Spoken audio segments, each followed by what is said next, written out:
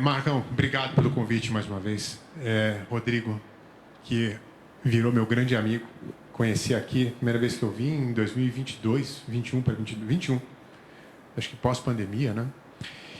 Cara, o senhor Rio Preto tem uma história muito especial comigo, porque você pegou vários momentos da minha vida profissional, você pegou vários momentos desta agenda no mundo, né? E é interessante porque o que eu falei lá em 2021 a primeira vez, a gente ia saindo da pandemia, né? Um risco não financeiro que estava destruindo a vida, a economia, né? Botou o SG, né? Era basicamente o que a gente vê nos livros de SG. Então isso aí botou um holofote enorme nessa história. Então trouxe uma onda de pessoas preocupadas em endereçar esse impacto. O mais interessante é que só piorou de lá para cá, não melhorou nada, tá? Mas teve muita ação. O que muda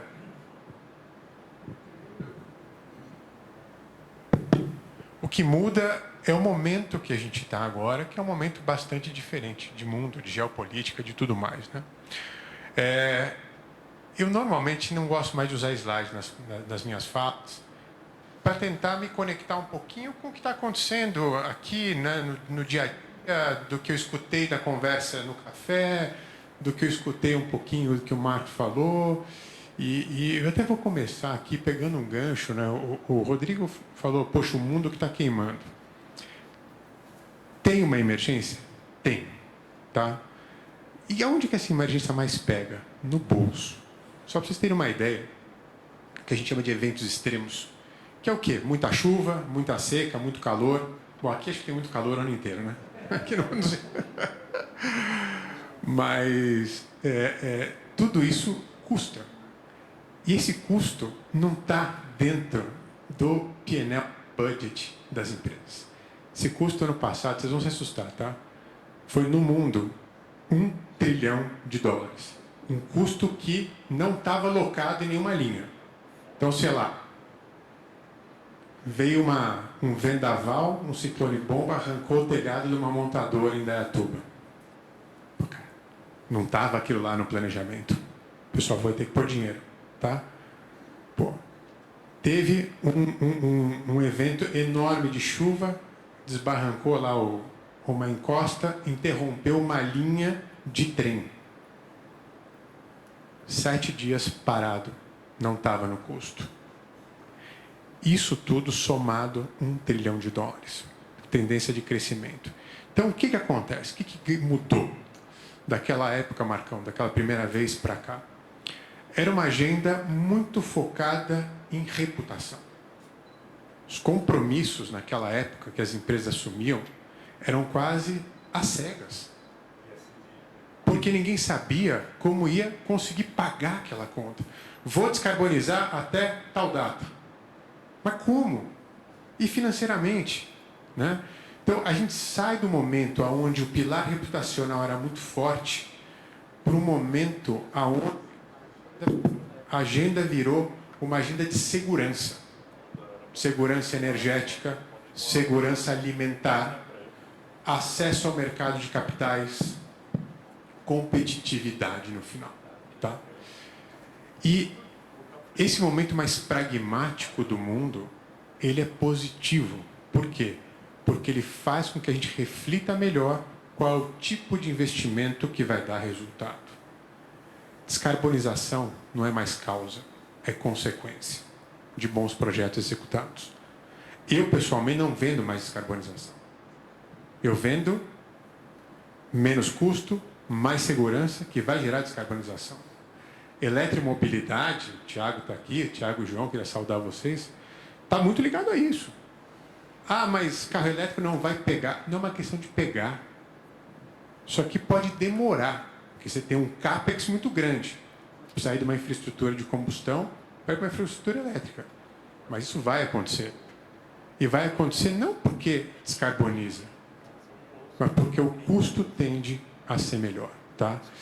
Esse é um ponto importante. Então, começar aqui, né? Eu queria falar para vocês exatamente isso. Pô, o que é sustentabilidade na economia real? Como é que a gente enxerga valor? Aonde está o valor nisso hoje, né? O mundo mudou muito, gente, e a geopolítica, de fato, voltou a mandar na economia. Isso é super importante a gente saber, né? O mundo saiu de uma lógica de globalização que era otimizada por eficiência para uma lógica de resiliência e de segurança, tá? Então, hoje, quando a gente fala em disrupção de cadeia de valor, que é o que acontece quando uma linha de trem, por exemplo, sofre um desbarrancamento, cara, isso é um custo enorme. Isso aí é um problema enorme de abastecimento, né? Isso impacta preço, impacta custo, impacta uma série de coisas, né? E tem 3 forças principais hoje, Marcão, que moldam esse movimento todo, que é, primeiro, a fragmentação geoeconômica que a gente tem no mundo, né? Isso é super importante. Segundo, são esses choques energéticos que a gente tem e de commodity.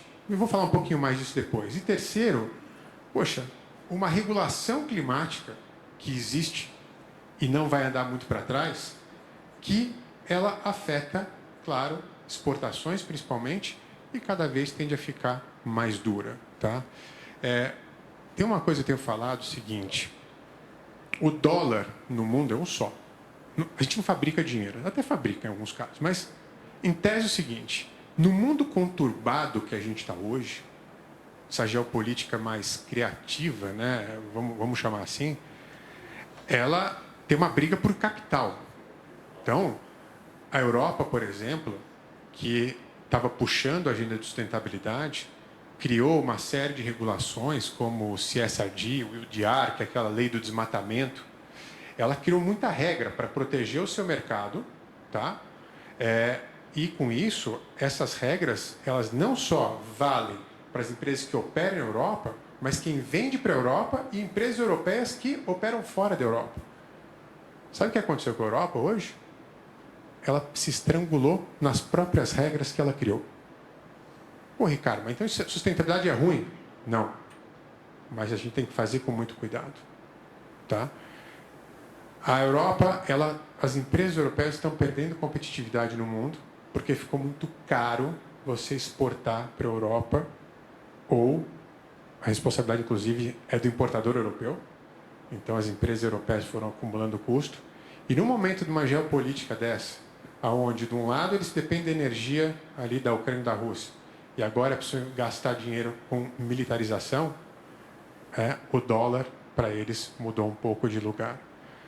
Aí tem uma outra conta que tá bom, quanto tem custado os eventos extremos para os europeus? 1,6 vezes mais do que esse dinheiro que eles vão gastar com outras coisas. Ou seja, eles até podem agora, momentaneamente, ter que desalocar o dólar de sustentabilidade para outras coisas.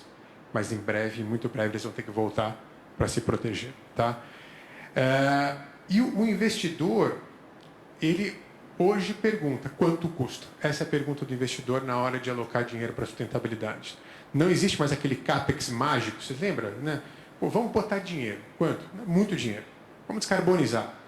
Mas quanto? Vamos pôr dinheiro. Não tem mais essa licença poética do CAPEX de sustentabilidade. Ele vai passar a obedecer o mesmo rigor de outros CAPEX. E todo mundo entende que é CAPEX, né? É o dinheiro de investimento inicial que você tem para pôr alguma coisa em pé, né? Meu amigo Rodrigo Bechara sabe que para mudar a infraestrutura do mundo para a mobilidade elétrica exige um investimento, um CAPEX muito alto. Então, hoje, o CAPEX de sustentabilidade só vai acontecer se houver retorno, tá? Isso é muito importante. E o investidor, ele pergunta, né, agora, quanto custa? E pergunta também, né, se vem de onde? Qual a exposição do risco geopolítico que eu tenho na história e qual que é a intensidade de carbono que isso tem, tá? Vou passar aqui. É interessante. Eu sou só, não me apresentei direito, além de amigo do Marcos e do Rodrigo Bechara e de alguns de vocês aqui, eu sou sócio da UI, que é uma empresa de auditoria e consultoria. Cuido da agenda de sustentabilidade para o mercado e também tenho o chapéu que a gente chama de Chief Sustainability Officer, que cuida da nossa própria operação, né? Mas eu trouxe isso aqui porque é interessante. Quando a gente fala de risco geopolítico, todo ano a gente lança isso aqui que a gente chama de Geostrategic Outlook. A gente lança em Davos, tá? Esse é o desse ano aqui. E aqui tem os 10 principais, né, pontos para a gente prestar atenção em geopolítica. Tá? Uma das coisas que mais me chama atenção aqui são esses 3 aqui. Porque a gente sabe, né? Óbvio, cada vez mais o Estado tendo que intervir, cada vez mais trade under pressure, ou seja, né, o global trade mudou, ninguém tinha na gaveta um plano. Bom, e se o Trump aumentar a tarifa de 10% para 50%? Tudo novo. Assim por diante, tem um monte aqui. Mas esses 3 me chamam muita atenção. Tá? Olha só. Geopolítica da escassez. É o que a gente está enfrentando hoje. Escassez de água, né? Materiais críticos, tá? E escassez de capital para investir. Então, a gente tem que prestar muita atenção. E água é um negócio fundamental, gente. Água, provavelmente, é muito pior do que carbono. A gente vai ver um mercado de água acontecendo. Porque a água é a mesma hoje do que era na época dos dinossauros. Não muda. A gente não consegue fabricar água nova. Mas a velocidade que ela cai de volta no planeta e a regularidade mudou completamente. Para o setor de alimento, o agronegócio, cara, a gente tem visto previsões assim muito, muito preocupantes. Algumas áreas vão perder a capacidade de produzir alimento. Tá? Por quê? Porque não vai ter água. Isso é muito louco e muito grave, gente. Então a gente precisa ficar muito atento. Vou dar uma acelerada aqui agora, mas essa frase eu acho que é importante. Não estamos mais no mundo da produção mais barata. Tá? Estamos no mundo da produção mais confiável, rastreável e compatível com a regulação. Se você não provar que você é confiável, se você não provar de onde vem o teu negócio, e se você não provar que você está adaptado a possíveis leis e regras que virão, você vai perder competitividade. Ah, mas Ricardo, isso aí vale para grandes empresas. Não. Isso aqui vale para todo mundo. Tá? Isso aqui é resiliência, é competitividade para o negócio. Bom, o que essa geopolítica fez com a sustentabilidade? Já falei um pouquinho, mas ela não enfraqueceu a agenda climática. Tá? Ela mudou a razão de ser da agenda climática. Se antes a gente tinha aqueles compromissos não imaginários, impossíveis de serem cumpridos, só um dado interessante, tá? 64% de todo mundo que assumiu um compromisso de net zero não conseguiu cumprir. Não, eu acho que eu falei isso no primeiro evento aqui. Acho que o João, que é meu colega aqui de empresa de consultoria, fez a mesma coisa. Né? Então, a gente sai do momento onde o motor era o compromisso climático para entrar no momento onde tem 3 motores que são muito mais fortes para o negócio, tá? Que é segurança energética, segurança alimentar e segurança industrial e comercial. Essas são as 3 novas regras do mundo. Quer se dar bem? Olha para isso. Se você não está no setor do agro, você vai estar ou vai depender de energia, se você tem uma fábrica, ou vai depender de vender, que é o comercial. Então, essas 3 forças são muito fortes. E aí a gente começa a olhar para o Brasil um pouco mais, que é, cara, o Brasil hoje, nessa geopolítica, ela bota a gente numa posição extremamente importante pelos ativos que a gente tem aqui, tá? Seja a nossa capacidade, por exemplo, de biocombustível. Depois eu vou falar um pouco mais aqui no finalzinho, mas olha só, essa guerra, ela dificulta a nossa importação do diesel. Diesel que hoje é responsável ou está em 60% do transporte do país, que é rodoviário. Tá? Sobe o diesel, de imediato, isso impacta aonde? Né? No transporte de alimento, que impacta aonde? Na inflação, que impacta aonde? No bolso das pessoas. Isso é imediato. Tá? O diesel ele é imediato e ele é duradouro. Então, essas crises, elas botam um holofote, será que o Brasil está usando a estratégia dele de forma correta? Será que a gente não está usando os nossos principais ativos e está importando vulnerabilidade dessas crises externas? Em vez de exportar valor no momento de crise? É uma baita reflexão que eu tenho feito com os clientes e a gente tem que fazer como um todo. Marcão, você devia criar um grupo aqui para discutir como o Noroeste Paulista pode parar de importar vulnerabilidade de outras regiões do Brasil e do mundo e exportar valor pelos ativos que você tem aqui, né? Aliás, fiquei muito impressionado com a cidade. Tive um tour ontem aqui à noite. Que cidade, né? Que riqueza, que potencial. Aí eu falei, Rodrigo, é só agro? Ele falou, não, é serviço, é saúde. É um mix de coisa, né? Está balanceado. Então a gente tem aqui, né? O que o Brasil tem de ativo? Tem energia limpa, tem biocombustível, tem agricultura resiliente, tem a capacidade de fazer rastreabilidade, enfim, descarbonização, ela vira soberania nacional para nós, porque a gente já é de baixo carbono. A gente já tem uma matriz limpa. Vamos usar essa soberania, né? Isso é muito importante. E aí, interessante, eu trouxe só 2 gráficos aqui, né? Como energia e alimentos são importantes. Isso aqui mostra, né, o preço, por exemplo, da ureia. Quem é do agronegócio sabe a importância da ureia. E o preço, né, das commodities aqui, médio. Olha só, o preço da ureia explodiu, é o verdinho ali com a guerra. Os commodities, não. Tá? O que eu quero mostrar com isso aqui? Cada vez mais a gente precisa parar de ser exportador de commodity e exportar solução. Tá? Isso é importante. Tem um tema que eu tenho discutido muito com meus clientes, que é um tema do futuro. Tá? Biocombustível é um tema, claro, o etanol, o biodiesel é tema de hoje, do curto prazo, mas tem, por exemplo, o hidrogênio verde, que é um tema do futuro, né? Que é um combustível de extremo baixo carbono, só que ele não é competitivo ainda hoje. Mas se o Brasil falar, vou produzir hidrogênio verde, né, Thiago, para exportar. Pô, será que é isso? Ou será que a gente usa hidrogênio verde para ter uma indústria de extremo baixo carbono no Brasil e exportar valor, em vez de exportar commodity? Outra coisa, essa nossa matriz de energia, super limpa, é importantíssima no momento onde a inteligência artificial... deixa eu falar, quem usa inteligência artificial no mínimo uma vez por semana aqui? Levanta a mão. 80%, né? Cara, se eu fizesse essa pergunta na primeira vez que eu vim aqui, sabe quantas pessoas levantam a mão? Nenhuma. Porque não tinha. Tem 3 anos de tecnologia. Bom, isso aqui está fazendo com que a transição energética não seja mais uma transição, seja uma adição energética. Nós vamos ter que empilhar energia. Tá? Olha a demanda, né, de megawatt que está... Olha aqui, ó, 2025 para 2037. Olha o que vai acontecer.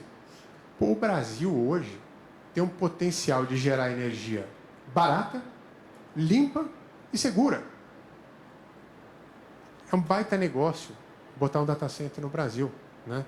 E tem um negócio interessante, que hoje a gente produz mais energia do que a gente consome, tá, gente? Lá naquela época dos apagões, a gente produzia menos. Hoje produz mais. E a energia renovável, né, energia solar, por exemplo, eólica, o sistema ele opera no equilíbrio, tá? Então não pode entrar mais energia do que ele aguenta, senão ele cai. Então o que acontece? Se está aqui, por exemplo, que está muito sol, está produzindo muita energia, o sistema bloqueia a entrada de energia no sistema, né? Sabe o que acontece com essa energia? Se perde. A gente perde uma quantidade de energia brutal hoje no Brasil, que é produzida e é dissipada, a gente chama de curtailment, né? Então, energia limpa, biocombustível, agricultura resiliente, rastreabilidade, carbono, não são mais, nice to have, ou seja, puta, é legal ter. Eles são infraestrutura competitiva. Vou acelerar um pouco aqui, senão eu vou me empolgando e a gente não chega no finalzinho, tá? Bom, e o Brasil? O Brasil ele não é espectador, o Brasil ele é plataforma de solução, tá? É assim que a gente tem que olhar. Então, o Brasil tem um ativo extremamente raro hoje, que é conseguir combinar os ativos. Combinar energia renovável, combinar um agro competitivo, uma capacidade de biodiversidade, bioeconomia que a gente tem nos nossos biomas brutal, né, em escala territorial. O problema histórico do Brasil foi sempre tratar a sustentabilidade como uma narrativa, né, e não como estratégia nacional de competitividade. O mundo não entende direito o Brasil. Esta é a verdade. Quando a gente fala de bioeconomia lá fora, não é um conceito claro. E hoje a gente tem a capacidade de traduzir bioeconomia em dinheiro, né? Isso é muito importante. Durante a COP30, todos vocês devem ter escutado falar, a gente fez uma iniciativa lá, Marcão, que chamava UI House, que foi um espaço para colocar o setor produtivo de todas as indústrias, junto com o governo, junto com a diplomacia, e tentar entender o seguinte, cara, qual é o plano do Brasil em cima disso, né? Foi muito legal, porque a gente saiu desse plano com uma estratégia que mostra que os investimentos de sustentabilidade, eles não são mais standalone ou sozinhos. Eles têm que acontecer em 5 setores, tá? Que são onde tem o potencial de redução de descarbonização e que precisam se tornar mais eficientes. Primeiro, infraestrutura, tá? Infraestrutura verde. Segundo, a parte de cidades, saneamento, mobilidade, né? Água, moradia. O terceiro, supply chain. Você tem que investir para tornar o supply chain mais resiliente. O quarto, as soluções baseadas na natureza, com agronegócio e tudo mais. E o quinto, que é a parte de economia circular, tá? Hoje, por exemplo, a gente faz um projeto com uma mineradora que é mineração circular. O que é isso? É pegar, sabe aquele resíduo que já foi minerado e ficou numa barragem, Marcão? Teve o acidente de Mariana, se a gente lembra ali. As mineradoras pegam aquele resíduo que foi minerado há 30 anos atrás, onde a tecnologia não permitia que você extraísse todo o teor do minério de ferro, reminera aquilo lá, usando menos água, menos insumo natural e menos energia. Cara, isso é dinheiro no bolso e a consequência é menos impacto para o mundo, né? E aí a IA me ajudou a criar essa imagem que em um mundo pressionado, o Brasil é vantagem estratégica. É isso, né? Então, a gente precisa usar essa vantagem estratégica. Então, o Brasil não tem que estar nessa agenda pedindo espaço. O Brasil tem que definir... Acabou meu tempo, mas eu vou gastar mais 2 minutos. Posso, Marcão? 3 minutos? Né? O Brasil deveria entrar definindo parte da solução. Tá? E aí, talvez chegando aqui, né? Estratégia Brasil. Aonde a gente tem que destravar valor de verdade? Não sei se vocês tiveram a ver. Esse foi um artigo que eu escrevi para o Valor Econômico semana passada. E até fiquei bem feliz porque a gente sempre briga por um espaço bom para que as pessoas leiam. Nunca tem expectativa. Esse aqui foi o principal artigo do dia que saiu, foi a segunda passada, né, o artigo na parte de opinião do primeiro caderno, que foi justamente sobre como choques globais podem mudar a estratégia do Brasil. Se vocês puderem ler, depois eu te passo, pode compartilhar, porque eu acho que esse texto ficou interessante, porque esses momentos cíclicos de eventos externos que acontecem e que afetam o Brasil, dá aquele, né? Pô, mas o diesel subiu 30%, fertilizante subiu, pô, agronegócio 30% do PIB nacional, agora vai afetar o preço dos alimentos. Acabou a crise, a gente meio que esquece disso até a próxima crise, tá? Esse é um baita momento para a gente refletir a estratégia do Brasil de soberania em cima de temas que são cruciais e que protegem o nosso Brasil. E isso está muito ligado à forma como a gente deixa de importar vulnerabilidade e passa a exportar valor. E isso vale, né, para biocombustível, vale para o agronegócio, vale para carbono, vale para a natureza e assim por diante. Né? E aí, pessoal, o grande erro estratégico é tratar a descarbonização, natureza e agro como agendas separadas. Está tudo junto. Não comprem projetos de descarbonização, não existe. Comprem bons projetos que têm como consequência descarbonizar. Se você tem um projeto eficiente, que vai refletir positivamente no seu caixa, e não descarbonizar, reveja porque tem alguma coisa errada, tá? Precisa. O Brasil, isso faz parte da mesma equação econômica. 5 mensagens finais, antes de eu engatar num tema que acho que o Thiago vai falar depois, que é mobilidade, que é fundamental. Então, acho que vale a pena guardar isso aqui. Geopolítica virou variável central nos negócios, sustentabilidade virou ferramenta de competitividade, não é reputação mais. O Brasil está entre os poucos países que têm ativos para ganhar espaço nessa transição. O agro pode ser uma das maiores histórias de geração de valor do Brasil, não é ainda, tá? Mas ele precisa combinar produtividade com rastreabilidade e integridade. A janela está aberta, para o Brasil, mas ela não é ilimitada, tá? Quem se mexer agora captura o mercado. Quem demorar muito vai ter que seguir as regras. Tem um player que chama China, tá? A China não é uma potência natural, mas a China é uma potência industrial verde. Os painéis solares que vocês estão vendo aqui fora, que eu vi um monte daqui, 95, 97% são feitos na China, tá? Tem gente pioneira, que nem o Rodrigo, que está produzindo equipamento de recarga aqui. Mas 90% dos equipamentos do mundo são fabricados na China. Se a gente perder a janela e não se industrializar aqui, esse diferencial comparativo tende a se esvair. E nesse ponto total, eu acho que a gente tem aí um tema fundamental, que é a mobilidade. Por quê? Porque descarbonizar o setor de transporte é um desafio. E o Brasil, olha que doido, cara, a gente larga na frente e nem sabe. Primeiro que a gente tem uma matriz de transição, que é o etanol, que já é um biocombustível, que emite, em alguns casos, 90% menos que a gasolina. Estou correto, Thiago? E outra, a média mundial, tá, de combustível fóssil em energia no mundo gira na casa de 65%. No Brasil, 20%. Ou seja, você ligar teu carro na tomada... Na Alemanha, se você carregar o carro na tomada, talvez fosse melhor até se usar gasolina, tá? Que os meus amigos alemães não me ouçam. Mas é isso. Por quê? Porque lá a energia é base fóssil. Tá? Você tira de um bolso e põe no outro. No Brasil, não. O Brasil já tem uma matriz extremamente limpa, tanto de produção energética quanto de consumo. Ligar teu carro na tomada hoje é um bom negócio, não só para o planeta, para o bolso também. Vou parar por aqui, Marcão. Me convide sempre, é uma honra estar aqui com vocês. Uma salva de palmas para o Ricardo Assunção, que faz essa introdução para a gente. Obrigado, viu, Ricardo? João, vamos lá?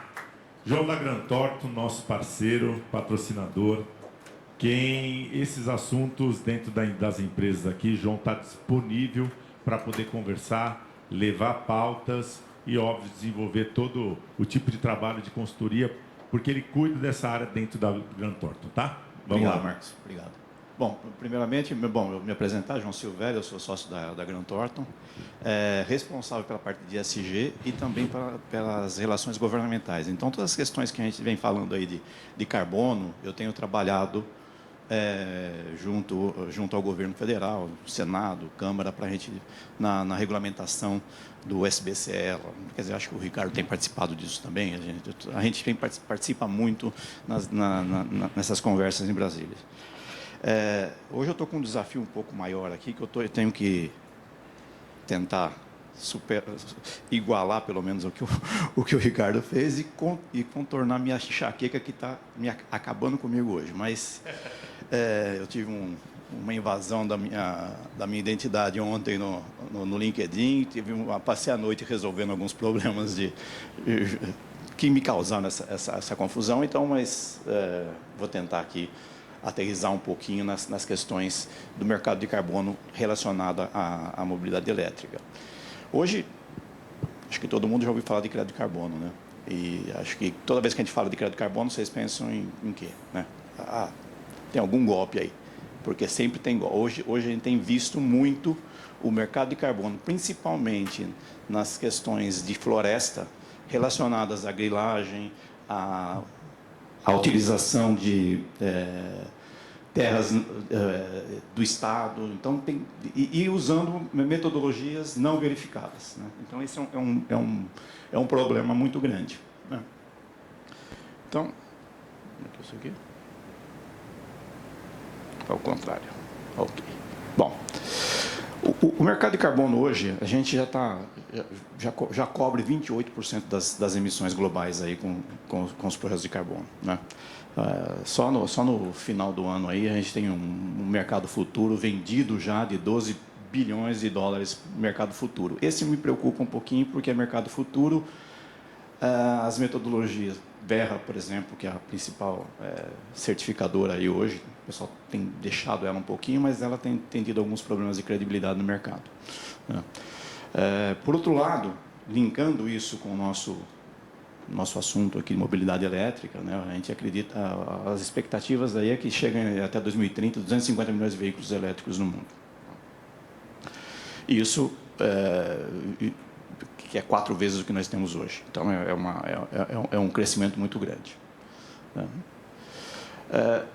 Nós temos aqui um monte de coisas já acontecendo no Brasil. Né? O SBCE, que eu acabei de falar aqui, as questões de regulamentação, tem uma lei, mas não tem regulamento, como é que funciona, como é que eu meço essas reduções. Na COP30 se falou muito disso, a gente abandonou os mecanismos o MDL, o Mecanismo de Desenvolvimento Limpo, que acabou, e agora a gente está partindo aí para as questões mais focadas em realmente rastreabilidade e garantia de reduções efetivas. Né? A gente tem no Brasil também, como o Ricardo falou, a gente citou aqui, a nossa matriz energética, de energia elétrica, vamos dizer assim, ela chega até 88%, alguns estudos aí falam que é muito grande. Então, o nosso crédito de carbono potencial gerado de um veículo elétrico, ele acaba sendo mais vantajoso ou mais precificável no mercado internacional do que os da Alemanha, por exemplo. Né? Aqui, nesses cenários de eletrificação, de transição, de combustível fóssil para combustível renováveis, inclusive o elétrico, não só elétrico, mas hidrogênio. A gente tem, o Ricardo falou de hidrogênio verde, a gente tem também um outro que eu descobri há pouco tempo em Roraima, tem o tal de hidrogênio branco, que é minerado, ele fica embaixo da terra também, é muito mais fácil de retirar do que gerar o hidrogênio verde, mas ainda não é explorado no Brasil. Tem vários cenários que a gente estudou, mas esse cenário 4 é que ele junta, além da mobilidade elétrica, veicular, carro particular, etc., a parte de transporte públicos também, porque hoje o grande ofensor aí é transporte público. Né? Os ônibus são os que mais poluem, né, comparado com os veículos, né? Principalmente diesel, a parte de transporte de carga também, com diesel nas locomotivas. Né? Mas esse cenário 4, a gente reduz aí as emissões até 2050 em mais ou menos 70%, ela considera também planejamento urbano.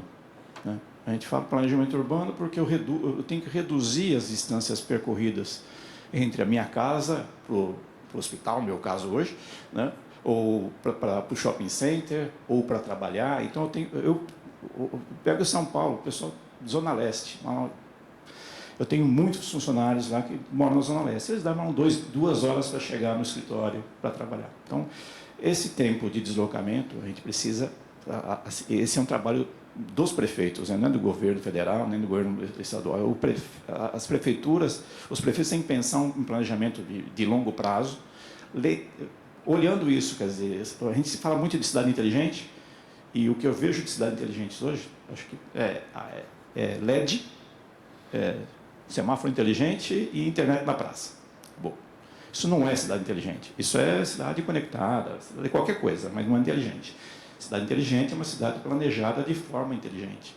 Então, essa redução dos tempos de deslocamento, levar os aparelhos públicos para próximo de onde as pessoas residem, de novo citando São Paulo, extremo Zona Sul, para chegar no Hospital Santa Casa, para tratamentos especializados, são 3 horas.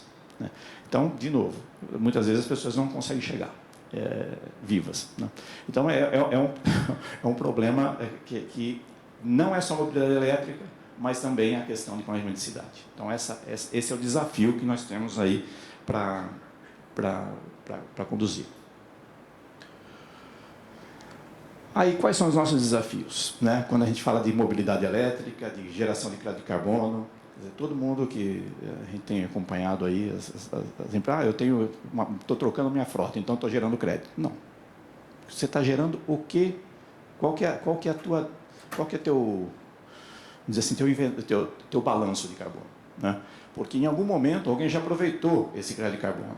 Daqui a pouquinho eu vou falar um pouquinho de um caso aí, mas assim, a gente tem que verificar, a gente fala aqui de MRV aqui no final, que é basicamente o mecanismo de mensuração, relato e verificação, que é onde a gente garante que aquele crédito de carbono ele só foi contado uma vez. Porque se foi contado na montadora, no cara que produzia a bateria, na empresa que gerou a energia elétrica, e quem comprou o carro, né, e alguém que alugou esse carro, quer dizer, a gente precisa ter esse caminho todo. Então, quando eu falo de análise de ciclo de vida, também é outro desafio. É isso que eu estou falando. Desde a produção da bateria, desde a mineração, né? Eu vou lá na mineração para extrair o minério, extrair as terras raras lá na China, principalmente hoje, mas tem muito aqui no Brasil, transformar isso em baterias, em ímãs, baterias e tudo mais, eu tenho que, até o descarte dessa bateria depois, no final da vida do veículo, tudo isso tem que ser contabilizado para que eu realmente mostre qual que é o meu balanço de carbono, para não ser como a Alemanha lá, que diz que está reduzindo as emissões, mas gerando energia elétrica com carvão, né? Então, essa é o risco de dupla contagem, é o principal risco que nós temos hoje.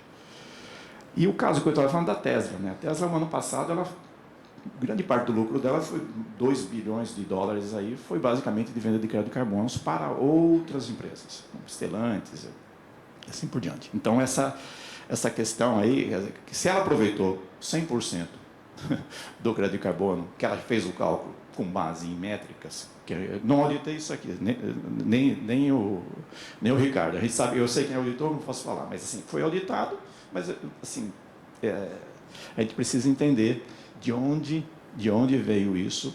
Se os fabricantes de veículos tomarem todo esse crédito, não sobra nada para ninguém. Então, essa é a diferença. O Banco Mundial, no final do ano, aprovou aí 500 milhões de dólares para o Brasil, através da Caixa para eletrificação de ônibus elétricos, né? Não é só o ônibus, né? Estamos falando de 540 ônibus elétricos ali, mas tem toda a infraestrutura para abastecimento, para manutenção, etc., que é diferente hoje do ônibus tradicional. E o MRV digital, que é aquilo, mensuração, relato e verificação. A 99, acho que o Tiago vai falar um pouquinho, ela tem o sistema de monitoramento, né, telemetria, que é onde você consegue capturar efetivamente essa economia que pode gerar um crédito de carbono, né? Então, é uma questão ainda que o mundo está aprendendo a trabalhar com isso, né? Um pouquinho mais para frente. Bom, a estruturação, esses são os próximos passos que a gente tem que trabalhar aí no setor de eletrificação, para que a gente chegue e consiga gerar créditos aí. Na verdade, a gente tem duas coisas que a gente consegue com a eletrificação. Uma coisa é o crédito de carbono, outra coisa é o balanço de carbono. Eu consigo compensar minhas emissões através de uso de veículos movidos a eletricidade. Então, eu consigo reduzir, mas não gero crédito. Então, essa é uma diferença que muitas vezes as pessoas ou os empresários entendem. Eu tenho um carro elétrico, eu consigo com o que eu estou com uma transportadora, por exemplo. A gente tem falado bastante com o pessoal do agro, Mato Grosso, lá em cima, para a substituição da frota de caminhões a diesel por caminhões elétricos. Então, exige uma grande estruturação, como o exemplo dos ônibus, de você criar estações onde você faça a recarga rápida, porque não pode demorar muito, o agro depende disso, e tem toda uma lógica aí com relação ao período de descanso dos motoristas, que é o período onde se carregaria, e tem uma outra tecnologia que é de troca de pilha, vamos dizer assim. O caminhão para nesse posto, né, nesse ponto de suporte, e ele como se realmente ele tira uma bateria e põe outra e ele continua rodando. Então, essas são as duas tecnologias. Existe muita gente grande já estudando essa eletrificação. Sinop, ali na região de Sinop, Rio Verde, Lucas do Rio Verde, Sorriso, ali tem muita coisa acontecendo já em estudos. Eu tenho acompanhado alguns desses estudos aí. Eu acho que tem uma possibilidade muito grande de a gente reduzir também essa emissão lá no agro, na fazenda. Mas, de novo, a questão quando a gente fala de carbono, você vai melhorar o seu balanço de carbono. Não significa que você vai ganhar dinheiro com isso. Então, a ilusão de ganhar muito dinheiro com crédito de carbono aconteceu lá atrás, quando as pessoas fizeram aqueles projetos que deram na água e que geraram muita desconfiança no mercado global com relação à confiabilidade do crédito gerado no Brasil. O crédito do Brasil, obviamente, é um mercado voluntário ainda, então, agora indo para a regulamentação. E na regulamentação o preço aumenta, com o preço aumentando, a possibilidade de fraude aumenta também. Por isso o MRV é importante para que a gente mantenha a credibilidade daquilo que a gente está gerando, né? Modelagem financeira, o CAPEX que o Ricardo estava falando, aí a gente tem que colocar isso na conta, tem que entender como é que isso vai mudar o meu investimento nessa eletrificação, no meu custo total de propriedade, que é o TCO. Não. Esse é um ponto importante que a gente precisa considerar no mercado de eletrificação da frota, né? E parcerias estratégicas, eu acho que aí é o ecossistema que a gente precisa criar entre os diversos players, desde a mineração até o reciclador de bateria, passando por toda a cadeia e toda a telemetria para capturar realmente o valor que nós temos aqui capturado ao longo e as reduções necessárias para que a gente atinja as metas de 2050. Tá. Bom, essa foto eu estou melhor um pouquinho, mas eu tenho só uma enxaqueca, me desculpe, eu tive que dar uma focada ali que eu não estou conseguindo raciocinar muito por conta dessa coisa, mas acho que o recado tudo se resolve, fica tranquilo. Nada como um dia após o outro. Exatamente. Deixa eu te falar, fiquei numa dúvida. Por exemplo, se eu tenho uma frota e eu vou querer fazer a mudança, né? Mas esse cálculo, a frota é terceirizada, né? E eu quero buscar realmente um operador que está tratando isso e trabalha com essa, para mim, prestando serviço. Quer dizer que isso não conta para o meu todo, porque ele já está contando para o dele? Não, conta na sua redução do seu carbon footprint, no seu inventário de carbono. Você está reduzindo, você não vai gerar você não vai ganhar um dinheiro com isso. Tá, eu só, dentro da cadeia de valor, estou falando de redução, sim. Sim. Mas eu não ganho dinheiro com isso? Não. Zero. Tendendo a zero, vamos dizer assim. É por isso que a gente precisa fazer todo esse processo de verificação para ver se realmente... Você está computando duplicidade. Se tem duplicidade. Se não tem duplicidade, você consegue gerar. Mas, de novo, essas regras elas não são muito claras ainda, né? A gente tem processos aí, a gente tem várias discussões e visões totalmente... Alguns dizem que sim, eu gero, e outros dizem que não, mas assim, ambíguo. Normalmente não. Você vai reduzir a sua pegada de carbono. E aí você tem metas, né? As empresas têm metas de redução e você vai cumprir sua meta. Então, em alguns casos, isso para financiamento, né? Financiamento em banco, você vai mostrar. É necessário, aí você vai mostrar isso. Você vai mostrar que você conseguiu reduzir, que você teve. Ou você pode, isso pode ser em alguns fundos. Isso pode estar atrelado aos seus KPIs de desempenho ali do financiamento, que você reduza a pegada de carbono. Então, essa... Tá. Não existe uma contabilidade de carbono, né? Não existe. Nós que trabalhamos numa empresa, né, enfim, consultoria, auditoria financeira, você tem contabilidade, né? Você tem regras. Não existe uma regra global de contabilidade, de carbon account. Então, é como se no mercado, no mundo de dinheiro, as empresas apresentassem o balanço, se ele está bom, se ele não está bom, esse ano não apresenta o balanço. É um pouco isso. É muito difícil tomar decisões certas de investimento, até para emprestar dinheiro, porque não só as métricas são completamente distintas, como a garantia de que, de fato, aquela redução existe, a gente não tem, né? Então, isso aí é complicado também. Beleza, obrigado, viu? Obrigado, uma salva de palmas para o João Silvério. Venha cá. Tiago, da 99, seja bem-vindo, querido. Bom dia. Eu uso só 99 em Rio Preto. É, né? É. Bom dia, pessoal, tudo bem com vocês? Bom dia. Primeiro, agradecer ao Marcos ao convite por estar aqui com vocês. E para mim é sempre um grande privilégio compartilhar um pouco do que a gente está construindo aqui. E aí, só vou te pedir uma coisa.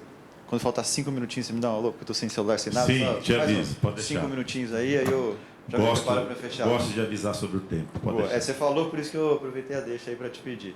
Vou me apresentar rapidamente, eu já estou na 99 há 8 anos, fiz muita coisa na minha carreira. Antes eu trabalhava em multinacional, tive várias posições, passei por tudo ali, vocês viram, vocês podem olhar ali, mas logística, compras, vendas, fui dono de negócio, América Latina, Brasil. E desde os últimos 8 anos eu estou na 99, nos últimos 4 eu lidero a área de inovação, como o Marcos falou. Hoje eu tenho alguns pilares dentro da minha... Ali é melhor? Porque senão eu fico na frente? Ah, é. Eu tenho mania de andar, mas fico aqui quietinho então. Estou nos últimos 4 aqui liderando a área de inovação da 99, tem alguns pilares estratégicos ali, vou listar alguns e hoje eu vou falar especificamente de um, que é a parte de eletrificação. Dentro desse, eu sou fundador da Aliança pela Mobilidade Sustentável, faço parte do conselho da ABVE, que é a Associação Brasileira de Veículos Elétricos, e tem alguns outros negócios também, tenho, por exemplo, não é só a eletrificação que a gente vive, eu tenho um marketplace, sou o CEO dentro da 99, dessa unidade de negócio, que chama 99 Abastece. Ele é um marketplace de posto de gasolina. Então, a gente conecta os motoristas aos postos de gasolina, então tem bastante coisa que a gente vem fazendo ao longo do tempo. Hoje, como eu falei, vou falar mais da parte de eletrificação. Onde que está o pointer? Está aqui. Boa. E a primeira coisa aqui é da Aliança. A gente fundou, eu fui o fundador da Aliança em 2022, e aí fundador e idealizador, e tinha um objetivo muito claro ali, que era antecipar o futuro. Era isso que a gente queria como visão. A gente sabia que eletrificação, para esse nicho de mercado de aplicativo, seria o futuro e seria o primeiro use case que aceleraria essa adoção. A gente tinha algumas hipóteses e alguns fatos concretos. Primeiro fato concreto aqui que é muito relevante. Hoje, se o motorista de aplicativo sai do carro combustão e move para o carro elétrico, ele economiza, a gente falou um pouco disso aqui, 80% do TCO, do custo operacional dele. Quanto significa isso no bolso do motorista no final do mês? R$3.000 líquido. Para um motorista que tem isso como profissão, ele roda 6.000 quilômetros por mês. Então, no final do dia, ele teria R$3.000 a mais de economia. Esse foi o primeiro fator. O segundo foi a referência nossa da China. Hoje, a 99 é parte de um grupo chinês chamado Didi. Didi é o Uber chinês, é a maior empresa do mundo. A gente faz 60 milhões de corridas por dia, para vocês terem ideia, de transporte de pessoas. Então, é chinesinho para lá e para cá. É, só chinês para todo lado.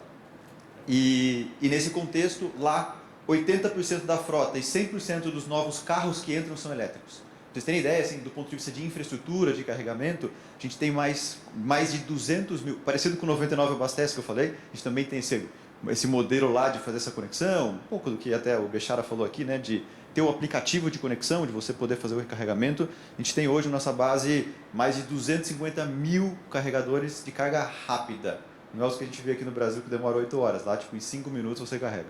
Então, a frota de carros elétricos lá, para vocês terem ideia, é 4 milhões. Olhando esses elementos, a gente viu que de fato a gente precisava fazer algo para acelerar essa adoção e principalmente, que essa é a nossa missão, é como que eu democratizo o acesso ao carro elétrico. Essa foi a nossa visão. E o que a 99 tem a ver com isso? Ela controla a demanda, tem essa proximidade com o motorista, mas a gente chegou à primeira conclusão aqui, que era de fato sozinho a gente não ia conseguir fazer isso. E por isso a aliança. A gente criou um ecossistema, e vocês veem aqui, né? Empresas de todos os setores, de várias indústrias, para impulsionar e habilitar essa adoção. Então você tem empresas aqui, por exemplo, montadoras, a GAC, a BYD e outros players importantes. Depois, setor financeiro, que ajuda a gente em várias iniciativas, tanto financiar uma locadora, que está aqui embaixo, que faz parte do nosso modelo de negócio, ou levar uma condição facilitada para o motorista, aqui o nosso principal parceiro, o Santander. E depois aqui a parte toda de infraestrutura e de recarga, que também é um pilar fundamental. E aqui a gente brinca, né, assim, que ele também é um marketplace, né? Eu tenho o carro e a infraestrutura para carregar, principalmente a infraestrutura pública. E o que vem antes? A demanda ou o carro? Ou a infraestrutura? Que é a história do ovo da galinha, né? Então aqui a gente também tinha essa tese, e foi como a gente foi construindo ao longo do tempo, que era não esperar um crescer para ter o outro. Era crescer as duas coisas em paralelo, com um movimento progressivo, com um objetivo muito claro, combinando tudo isso numa direção e tendo um plano. Então, esse foi o objetivo principal. Obviamente, quando a gente fala disso, teve o segundo elemento, né? Eu falei muito do aspecto social, que é o impacto aqui na vida do motorista, tendo a redução de custo. Isso tem muito a ver, muito direto com o meu negócio. O meu negócio, como o 99 se beneficia dessa agenda de forma muito diretiva se o meu motorista tem mais dinheiro no final do dia. O segundo é o aspecto ambiental. Hoje, um motorista que roda esses 6 mil quilômetros que eu falei, ele deixa de emitir com o carro elétrico 1,5 toneladas de CO2. Então a gente falou aqui do ônibus, o ônibus de fato ele é o principal, mas o motorista, por ser de alta rotação, contribui muito também para essa redução, fazendo essa migração. E o terceiro pilar aqui, a gente falou de ESG, eu brinco que a gente gabarita o ESG na aliança, é a governança. Se eu estou falando de uma coalizão de empresas que tem um objetivo, com metas muito claras, com ações que impulsionam algo e tem esse controle, a governança também é feita aqui. Então essa é a visão da aliança que a gente foi construindo desde 2022. De lá para cá, a gente fez 3 grandes coisas dentro desses objetivos. Então, o primeiro eu já comentei, que é unir empresas de mobilidade para garantir que isso tenha uma coordenação. O segundo, de fato, impulsionar, e mais do que isso, democratizar o acesso ao carro elétrico. E o terceiro, promover todo o ecossistema. Não uma coisa pontual, de só levar o carro para a rua, mas todo o ecossistema que está relacionado a essa visão de futuro. Quando eu falo de áreas de atuação, apesar de ficar um pouquinho bagunçado aqui, perder um pouco da formatação, a gente veio fazendo muitas coisas ao longo do tempo, mas muito dividido e agrupada dentro desses blocos principais. Primeira iniciativa, carro na rua, locação e venda para motorista. Então a gente teve parcerias com a BioID, com o Santander, com condições facilitadas tanto de aprovação de crédito quanto redução de valor do carro, né? E aqui é interessante, lá atrás, quando a gente tinha essas hipóteses que eu coloquei para vocês, não existia carro elétrico ainda, não tinha. E a nossa hipótese toda que eu falei de redução de custos, se seria vantajoso para o motorista ou não, era só Excel e hipóteses, assim, né? A 99 comprou, a gente foi lá, eu fui lá, comprei, a gente comprou alguns carros elétricos e deu para o motorista rodar, assim, para a gente testar. Pô, o que a gente está vendo assim, né? Reduz 80% mesmo? Qual que é a dificuldade? Como que funciona? A gente comprou esses carros e colocou na rua para testar, que é o segundo ponto ali, que é o road test. Então, na planilha de Excel era lindo, era bonito, a gente entrevistava, falava com o motorista, ele nem sabia, não existia referência. Para vocês terem ideia, em 2022, a gente tinha 80 carros elétricos, que eram táxis de uma parceria da Prefeitura de São Paulo com a Toyota. E era isso. Mas não era um carro de fato eletrificado e elétrico, a gente precisava testar, a gente comprou os carros. Então, esse aqui, quando a gente fala de road tests, a gente colocou muito carro à prova, todo carro novo elétrico que entra no Brasil, a gente faz teste. Coloca na mão dos motoristas, depois a gente gera até um relatório para fabricante, que é super legal, é um relatório bem completo, assim, de experiência do motorista, usabilidade, economia, autonomia, como o carro se comportou na subida, super legal, a gente desenvolveu isso com uma consultoria externa, foi super bacana e até hoje a gente tem isso como entregável. E o segundo está relacionado também ao desenvolvimento de produtos. Vou falar isso um pouquinho mais para frente, mas o ano passado a gente inaugurou uma outra frente que é moto elétrica. E a gente criou um modelo de moto elétrica específico para o Brasil. Não existia no mundo uma moto elétrica que funcionasse para a realidade viária do Brasil. A gente criou um modelo específico que a gente vai colocar na rua no segundo semestre desse ano, mas foi algo que a gente desenvolveu em conjunto com uma empresa chinesa, uma montadora chinesa, uma empresa de locação de moto e a 99. De novo, colocando na rua e fazendo testes reais para criar um produto único para essa realidade. Infraestrutura, aqui a gente vou falar um pouquinho daqui a pouco, mas vou antecipar. Toda a parte de carregamento que eu falei de caminhar em paralelo. Ao mesmo tempo que eu coloco o carro na rua, eu garanto uma infraestrutura para que ele possa recarregar ao longo da jornada do dia. Então isso é fundamental. Para o motorista esperar 8 horas para carregar o carro durante o dia não faz sentido. Se ele chega em algum lugar e tem fila, ele não consegue carregar. Tempo para ele é dinheiro perdido. Ele não pode ter esse tempo de espera. Ele não vai passear no shopping enquanto carrega o carro. Ele precisa daquele tempo útil para ele poder trabalhar. Então aqui a gente trabalhou com o quarto pilar, que era inteligência de dados. A gente pegou as empresas com o nosso mapa de calor, coloque um posto de recarregamento aqui.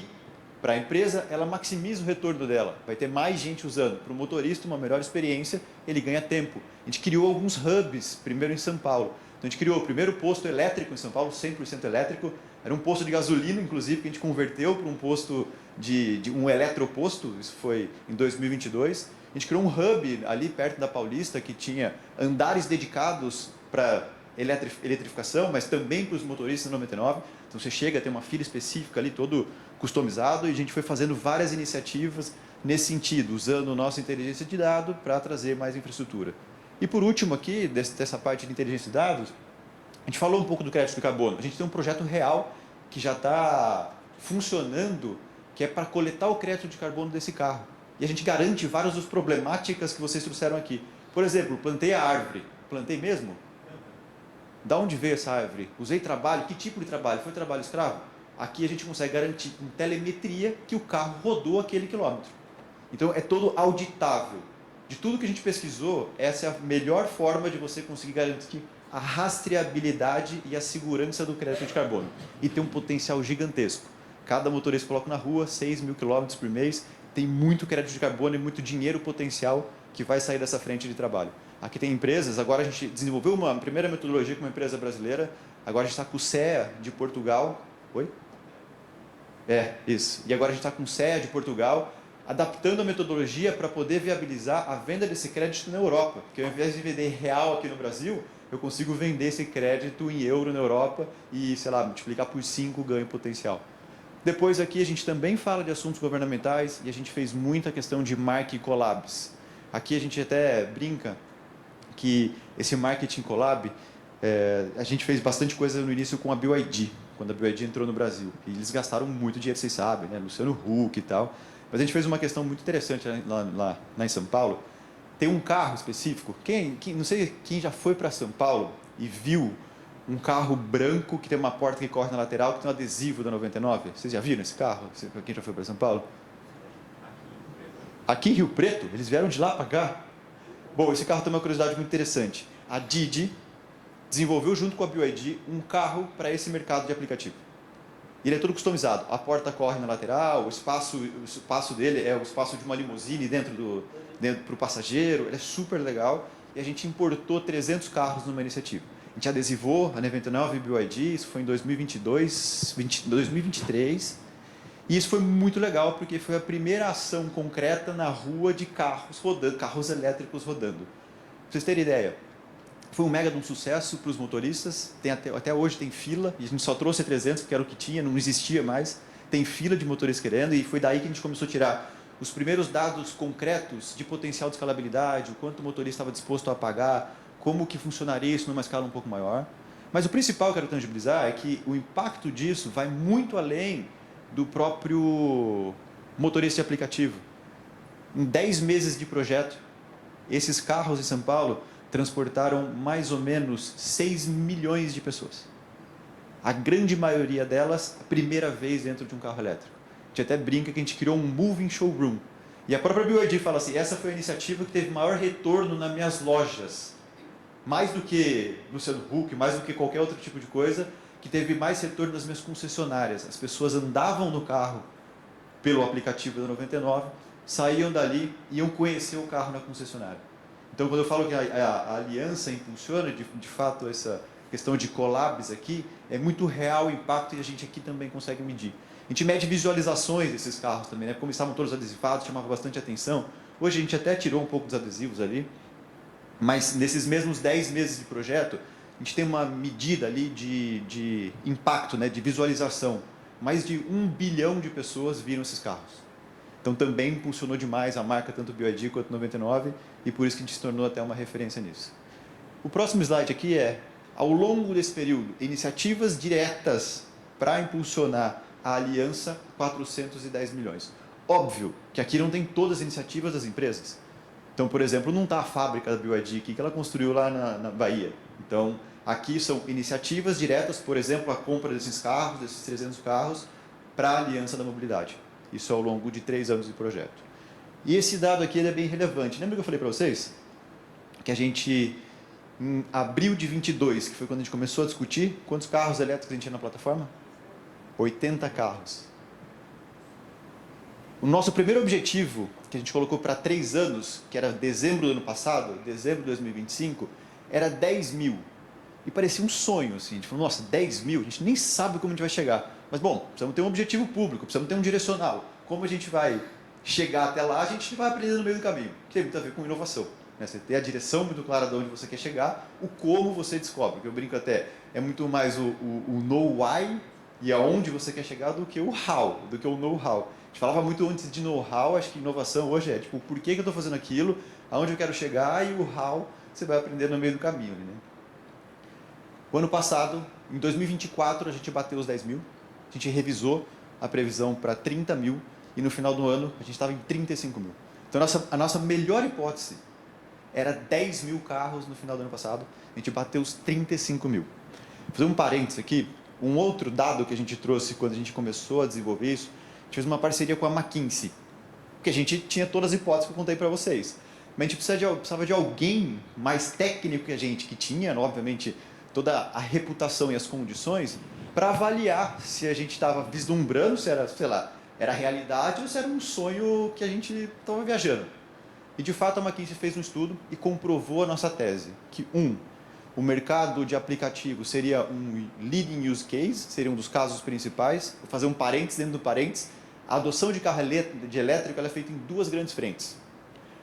Mobilidade urbana, 99 como aplicativo, ou indústria de aplicativo, e carros de alto luxo. É assim que foi feita no mundo, basicamente. Tá? E para esse mundo, né, nessa resposta da McKinsey, para o mercado de aplicativo, previsão da McKinsey para 2040, 85% da frota de carro de aplicativo vai ser elétrico. Então ela deu uma esperança adicional para a gente lá atrás. Quando a gente olha essa previsão no final do ano passado, a previsão da McKinsey é muito menor do que os 35. Estava mais ou menos em uns 15. Então a gente está bem seguro que essa projeção de daqui 15 anos, 2040, 85% da frota dos carros elétricos, dos carros rodando no mercado aplicativo vão ser elétricos. Agora, número. Quantos parceiros motoristas de carro, não moto, de carro, 99 tem no Brasil hoje? Quem chuta? Alguém vai? Fala um número. 1 milhão? 1 milhão e 400 mil parceiros. Então, se eu falo aqui de 85%, estou falando, de aproximadamente 1 milhão de carros rodando os 6 mil quilômetros por mês. Agora a gente extrapola todo o potencial que a gente tem de redução de CO2, de coletar crédito de carbono. Então, de fato, aqui a gente está criando um negócio muito sustentável de futuro com um grande potencial. Esse slide aqui ele é bem ocupado, cheio de informação. É só para mostrar a evolução e a quantidade de coisas que a gente foi fazendo ao longo do tempo. A quantidade de parcerias, de iniciativas, de postos elétricos, de comunicação, de incentivos, de hubs que a gente foi criando ao longo do tempo até bater ali os 35 mil. Então, foi um trabalho bastante deliberado, com uma direção muito clara, que envolve múltiplas empresas, mais de 30 empresas, para a gente chegar onde a gente está. E depois aqui, a gente tinha alguns outros compromissos. Esse é um número bem interessante ali, dos 14%. Vim com o Marcos no voo, a gente estava falando disso. Esse é o dado de março.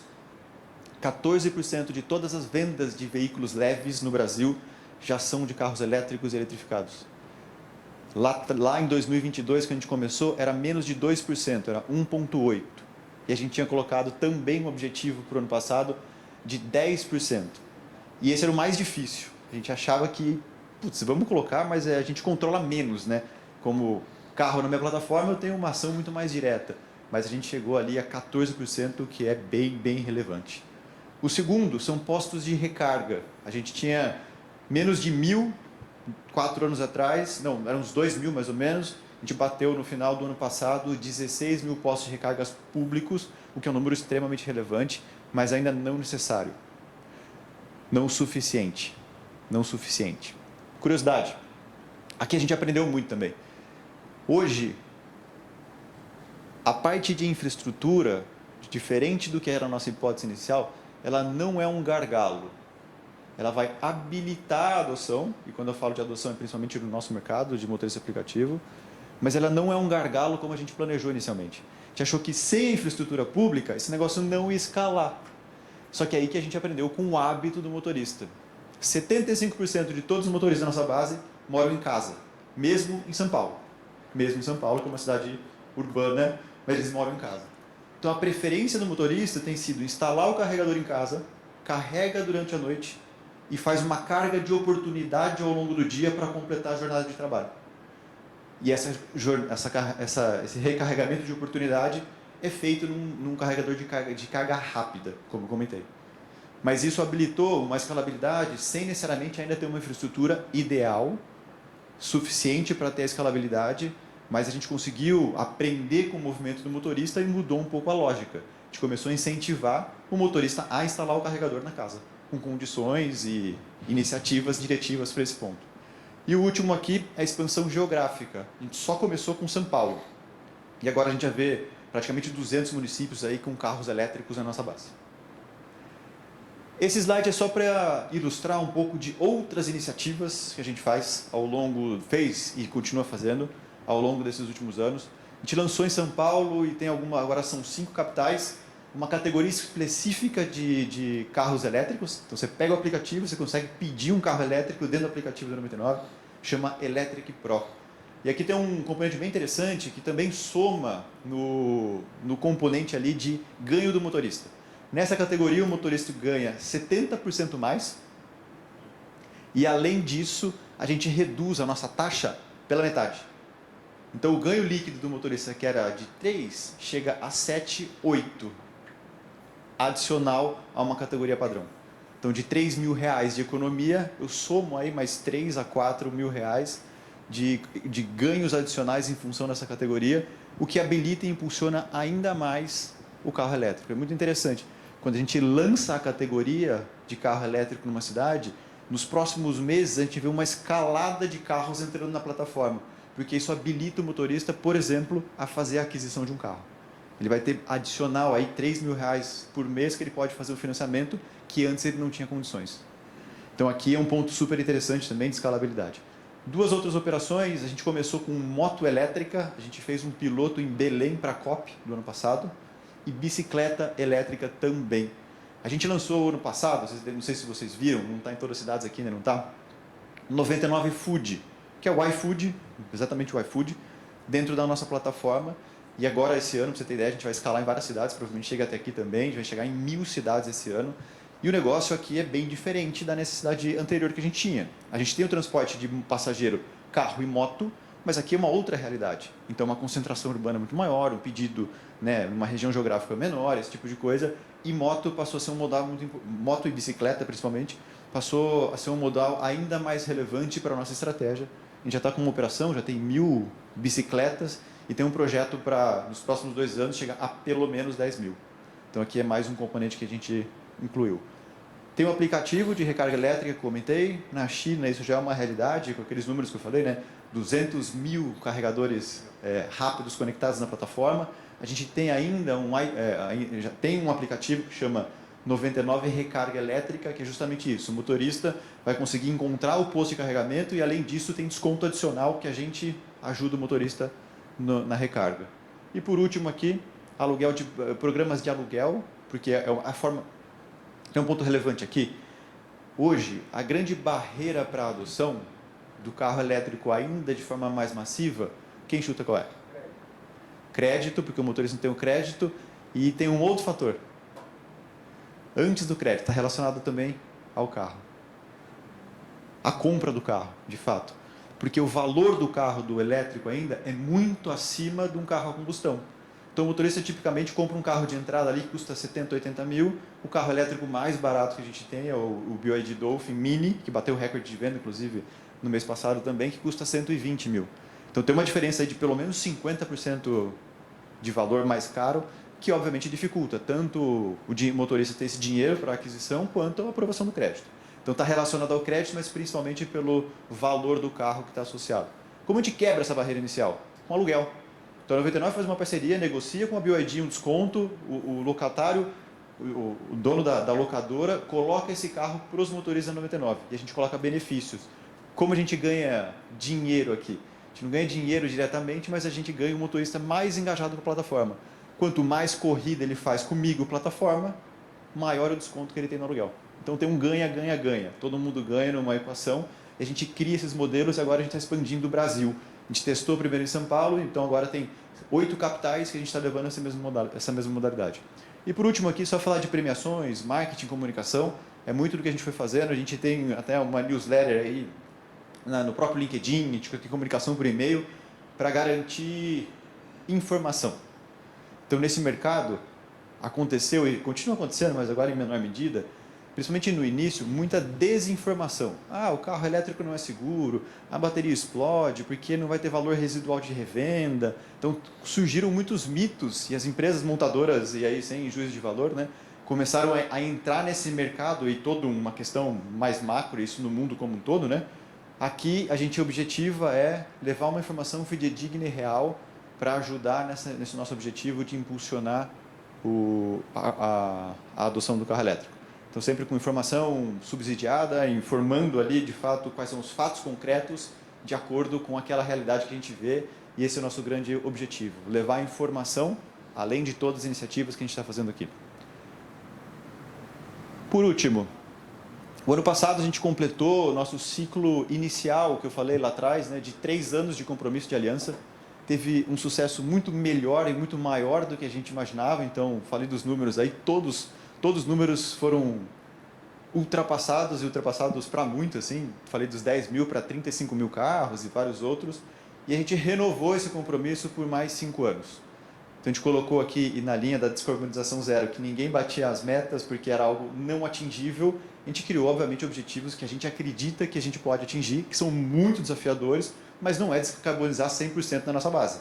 São objetivos muito concretos ali que a gente tem iniciativas e, de acordo com a velocidade que a gente vê, a gente pode atingir.